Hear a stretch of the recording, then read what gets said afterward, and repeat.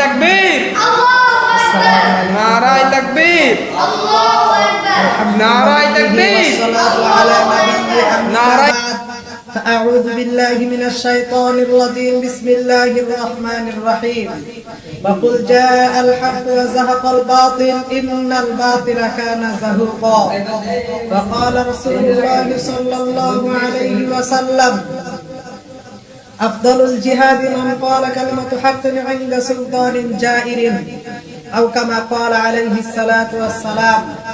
Nawabganj Ittefaqul মাদারিসুল কওমিয়াহ board কর্তৃক আয়োজিত বার্ষিক সাংস্কৃতিক প্রতিযোগিতামূলক অনুষ্ঠানের সুনামধন্য সভাপতি সাহেব, সুদক্ষ পরিচালক, বিদগ্ধ বিজ্ঞ বিচারক মণ্ডলী, আমার সামনে উপস্থিত সেরেতাজ ওয়ারাসাতুল আম্বিয়া, মাথার মুকুট, হযরত উলামায়ে কেরাম, ইসলাম প্রিয় তাওহীদি জনতা, জাতির কর্ণধার যুবক ভাইরা, সকলের প্রতি রইল আমার আন্তরিক শুভেচ্ছা ও অভিনন্দন। সম্মানিত উপস্থিতি, আমাদেরকে ভালোভাবে মনে রাখতে হবে, এই ভারত উপমহাদেশে ইসলাম এসেছে সাহাবায়ে কেরাম রাদিয়াল্লাহু আনহুম এর যুগে। প্রায় 800 বছর যাবত মুসলমানেরা এই ভারত উপমহাদেশ শাসন করেছিল, কিন্তু 1601 খ্রিস্টাব্দে ভাষ্য দাগামার নেতৃত্বে দুনিয়ার মোহে পড়ে অর্থের লোভে ব্যবসাকে কেন্দ্র করে ইস্ট ইন্ডিয়া কোম্পানির নাম ধারণ করে ইংরেজরা এই ভারত উপমহাদেশে আগমন করে ফলে ছলে বলে কোলে কৌশলে দখল করে নেই তারা ভারতের ক্ষমতার উচ্চাসন। ক্ষমতা দখল করে তারা শুরু করে ইসলাম বিরোধী, ইমান বিরোধী কর্মতৎপরতা এবং মুসলমানদের উপর চালায় জুলুম নির্যাতনের স্টিম রোলার। এমন পরিস্থিতি অনুধাবন করে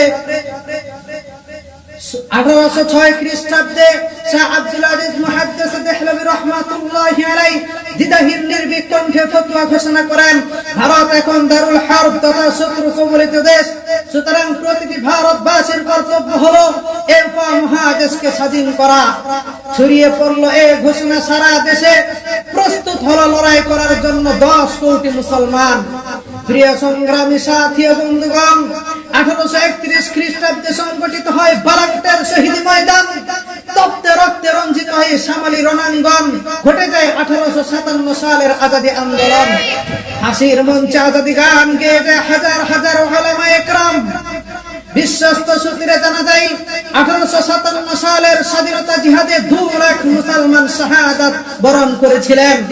প্রিয় বন্ধুরা আমার, তথাকথিত পাশ্চাত্যের পদলোহী ভূমিকর বুদ্ধিজীবী ব্যক্তিত্ব ও সাহিত্যিক চোরেরা বলে থাকে এই স্বাধীনতা সংগ্রামে ওলামাদের কোনো অবদান ছিল না। আমি তাদেরকে চ্যালেঞ্জ করে বলতে চাই, চোখ খুলে দেখুন 1818 সালের ইতিহাস। যখন ভারতবর্ষের ছোট বড় সকল দল ইংরেজদের সামনে মাথা নত করেছিল, তখন একটি দল আজাদী আন্দোলনের হাল ধরে রেখেছিল, সেটা হলো উলামায়ে দারুল উলুম দেওবন্দের জামাত। প্রিয় বন্ধুরা আমার, আলেম উলামাদের এমন ত্যাগ, তিতিক্ষা ও কুরবানির ইতিহাস শুনলে শরীরের লোম পর্যন্ত খারিয়ে যায়।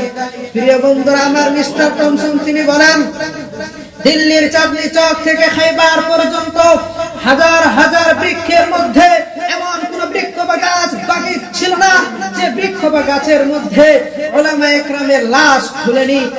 ঐতিহাসিকবিদ ডব্লিউ হান্টার তিনি তার কিতাবের মধ্যে লেখেন, আলেম উলামাদেরকে শুকুরের চামড়ার মধ্যে ভরে জ্বলন্ত চুলার মধ্যে ঢুকিয়ে দেওয়া হতো। প্রিয় বন্ধুরা আমার, হাতের উপর দাঁড় করিয়ে গাছে লটকিয়ে নিচ থেকে হাতে সরিয়ে ফেলা হয়েছে। প্রিয় বন্ধুরা আমার, মিস্টার টমসন তিনি আরো বলেন, যখন আমি দিল্লিতে আমার তাঁবুর ভিতরে গিয়ে প্রবেশ করি তখন মুর্দার দুর্গন্ধ পাই। তাঁবুর পিছনে গিয়ে দেখি যে সেখানে 40 জন আলেমকে উলঙ্গ করে জ্বলন্ত অগ্নিকুণ্ডের মধ্যে তাদেরকে জ্বালানো হচ্ছে।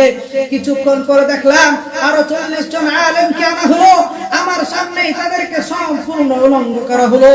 ইংরেজরা তাদেরকে সম্বোধন করে বলল, ও হে মৌলবীর দল, তোমাদের মধ্যে হতে কোন একজন আলেম যদি বলো যে আমরা আজাদী আন্দোলনে অংশগ্রহণ করিনি, তাহলে এক্ষুনি তোমাদেরকে ছেড়ে দেবো। টমসনের ভাষায় তিনি বলেন, আমার সৃষ্টিকর্তার কসম, আমি দেখলাম যে কোন একজন আলেমও ইংরেজদের সামনে মস্তক অবনত করেনি। প্রিয় বন্ধুরা আমার, মুসলমান তো মুসলমান তো বীরের জাতি, যে জাতি কোন নাস্তিক মুরতাদদের সামনে মস্তক অবনত করে না। প্রিয় বন্ধুরা আমার, যেখানে প্রতিটি ঘরে ঘরে আলেম ছিল, সেখানে অবস্থা এমন দাঁড়ালো যে কয়েক গ্রাম খুঁজে ইমামতি এবং জানাজা নামাজ পড়ানোর মতো একজন আলেমও পাওয়া যেত না। এমন পরিস্থিতিতে অপসংস্কৃতির পর কাছে উপড়ে ফেলে দিনী মুসলকে পুনরুদ্ধার করার জন্য 1866 সালে ভারতের উত্তর প্রদেশের সাহারানপুর জেলার দেওবন্দ নামক স্থানে 4টা মসজিদের ডালিম গাছের নিচে ইলহামের মাধ্যমে আল্লামা কাসিম নানতুবি রহমাতুল্লাহি আলাইহির ইঙ্গিতে প্রতিষ্ঠিত হয় ঐতিহাসিক দারুল উলুম দেওবন্দ।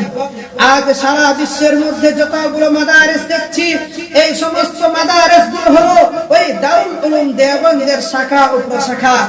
প্রিয় বন্ধুরা আমার, পরবর্তীতে এই দারুল উলুম দেওবন্দের সূর্য সন্তানেরা জীবন বাজি রেখে স্বাধীনতা আন্দোলন ও রাজনৈতিক অঙ্গনে কাজ করে গিয়েছেন। এদের অন্যতম হলো শাইখুল হিন্দ মাহমুদ হাসান দেওবন্দি রহমাতুল্লাহি আলাইহি। তিনি 1919 সালে গড়ে তোলেন সর্বভারতীয় মুসলিম সংগঠন জমিয়ত উলামায়ে হিন্দ। হযরত হুসাইন আহমদ মাদানী রহমাতুল্লাহি আলাইহি তিনি এই স্বাধীনতার নেতৃত্ব দিতে গিয়ে তাকে আন্দামান দ্বীপে কারাবন্দী করা হয়। এরপরেও দেওবন্দি উলামায়ে কেরাম দমে যায়নি, বরং একের পর এক সংগ্রাম করে গিয়েছেন। ইংরেজ খোদাও আন্দোলন, অসহযোগ আন্দোলন, রেশমি রুমাল আন্দোলন সহ ইত্যাদি আন্দোলন বলার অপেক্ষা রাখে না। স্বাধীনতা, শিক্ষা, সংস্কৃতি, রাজনীতি, অর্থনীতি ইত্যাদি অঙ্গনে উলামায়ে দারুল উলুম দেওবন্দ যে ইতিহাস করে গিয়েছেন, তা বিশ্বের ইতিহাসে চিরস্মরণীয় হয়ে আছে ও থাকবে ইনশাআল্লাহ। তাই আসুন আমরা সকলেই দলমত নির্বিশেষে ঐক্যবদ্ধভাবে জাতির সামনে সঠিক ইতিহাস তুলে ধরি, তবেই সার্থক হবে দেশ ও জাতি, সার্থক হবে আমরা, সার্থক হবে আজকের এই সেমিনার, দূর হবে অশান্তি, মানুষ ফিরে পাবে সুখ শান্তি।